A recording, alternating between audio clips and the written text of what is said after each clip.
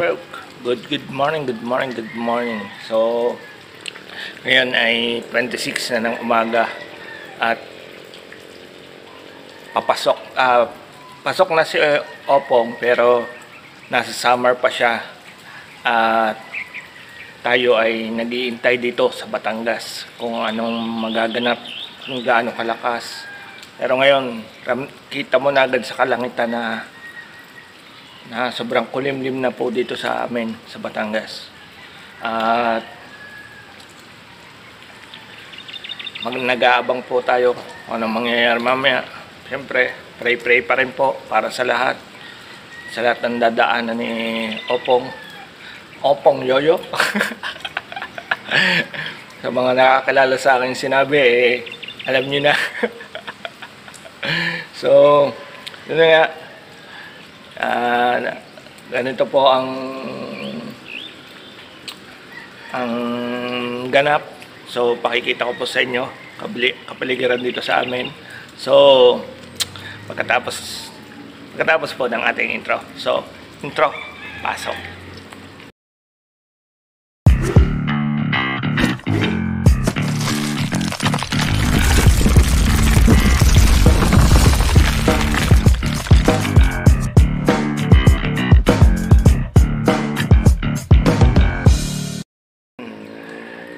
Ito na po. So, masyadong makulimlim na po. Madilim na ang langit dito sa amin. At manggagaling po siya sa silangan. Yan, sobrang dilim na.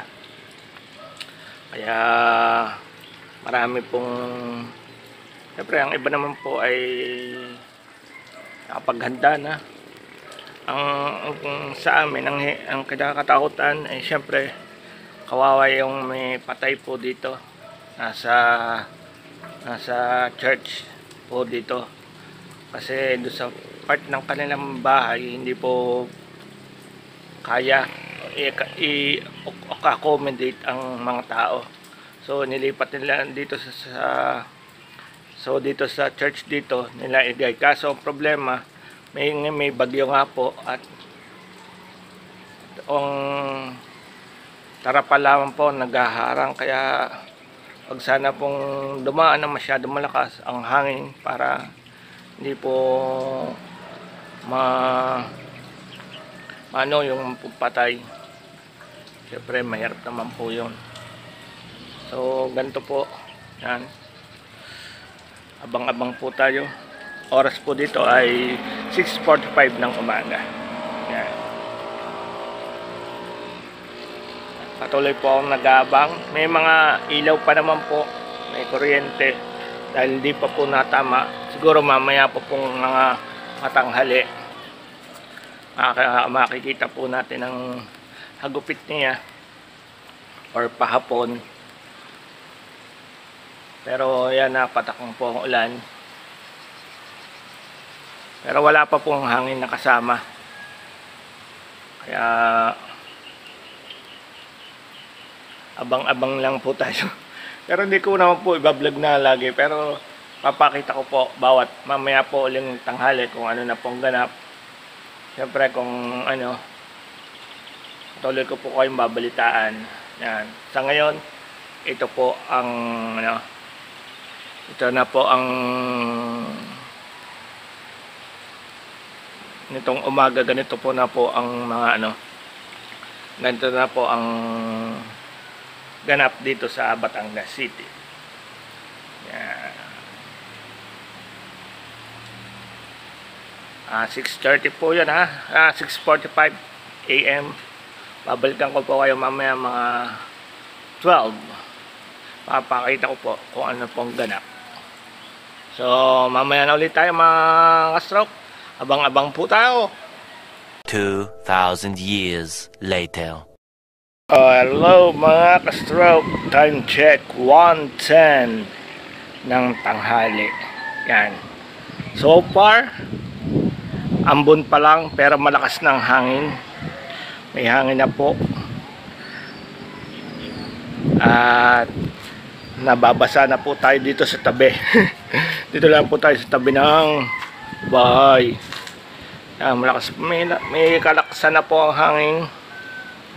Kita naman po sa ano ng daho, mga puno. Pero ang sulan ay ano pa lang, o sa ano ay mahina pa. Pero ito na nga, padating na si Opong Yoyo. Joke lang. Kung sa mga kasamang vlogger, mga small vlogger, YouTube vlogger, kilala si Opong Yoyo. Magaling po siyang kumanta, pero ito po ay malakas na bagyo. Sabi, may nababasa na po tayo. Yan, lakad-lakad lang na konti at talaga pong hindi natin kaya. Yan. Yan na po ang, pero hindi pa siya ano, mamaya-maya baka dumating na siya. Abang-abang lang po tayo mga ka-stroke.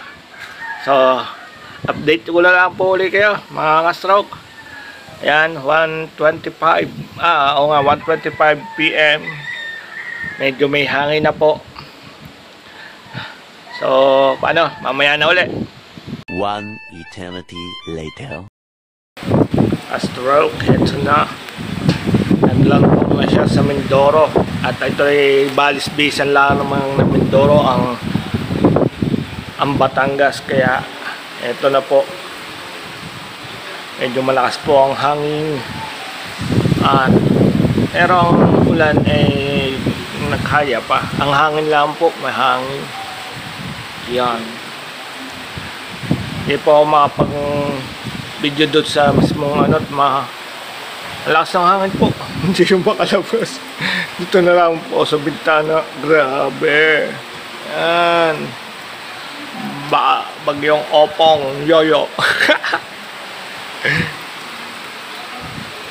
Opong Yoyo. Tigihin na naman ikaw at talaga namang ay iipa. Grabe po ang kanyang ulan. Napakabagsik.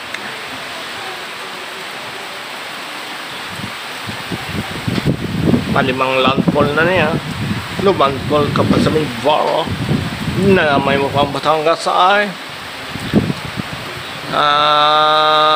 Talibtipan.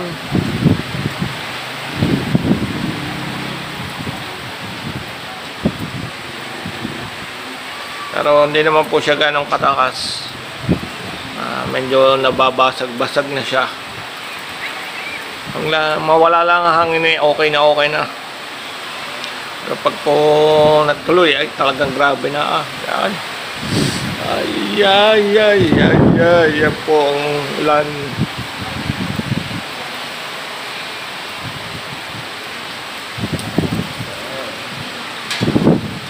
Grabe.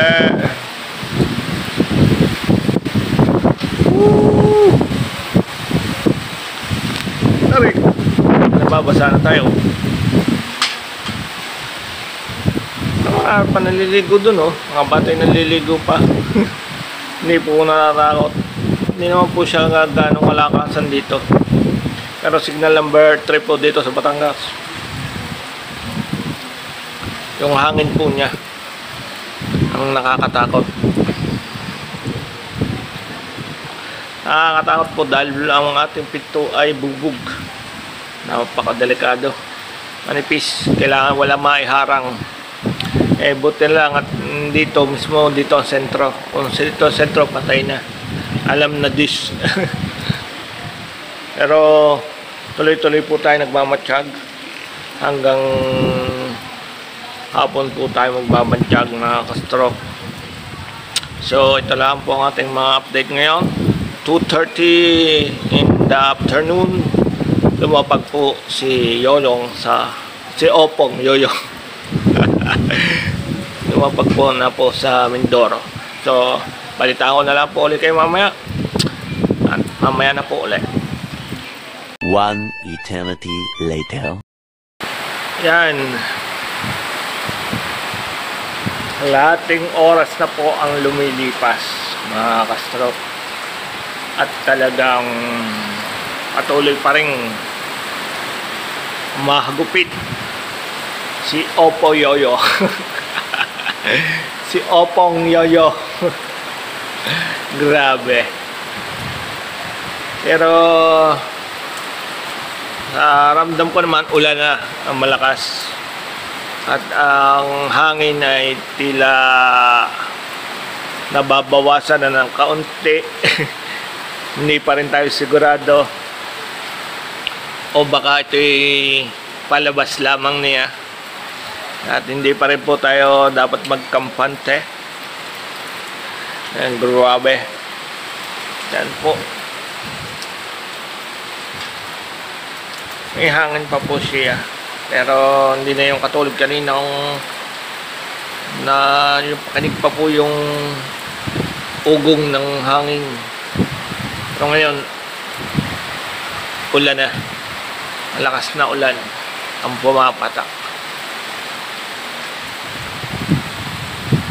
Kaya keep safe pa rin po, Batangas. Yan po ang ating ulat ngayon. 3 o'clock in the afternoon. 30 minutes na po nakakadaan. Nakalandfall siya sa Mindoro. Kung sa atin po ay ano lang, nanipisan po tayo. Siguro lagi pa rin ang mga buntot. Buntot ni Oppong Yoyo. Yan.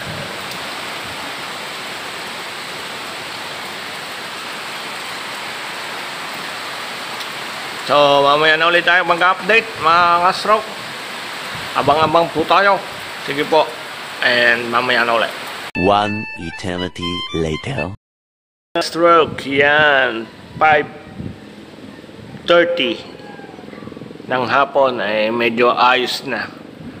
Medyo kalmado na po ang paligid namin dito sa Batangas. May hangin pa rin pero wala nang ulan. At kalmado na po. May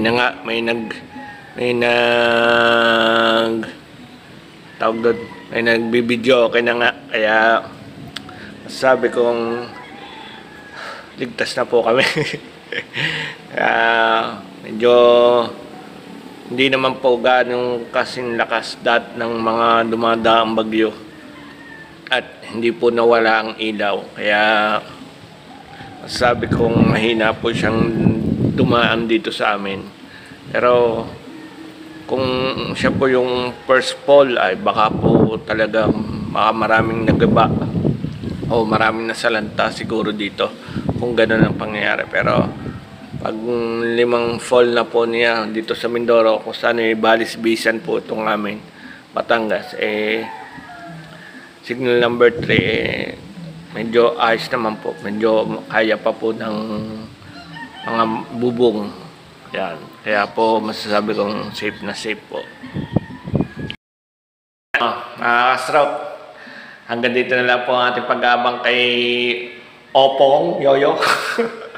Ang sinasabi. So, give safe pa rin po sa mga dadaanan. Pero bukas naman po medyo lalabas na po sa Philippine responsibility. Philippine, basta yung kung ano man yung sinasabi ng mga nagpo-forecast sa TV. So, palabas na po siya ng Pilipinas. So, bukas ng hapon at sana'y uminit na po bukas. So, hanggang dito lang mga stroke. At yun po ang ating binubuo ng ating pag-aabang kay Oppong Yoyo. Sige po, medyo kalmado na po, kaya ingat po ang lahat. I love you all and bye-bye.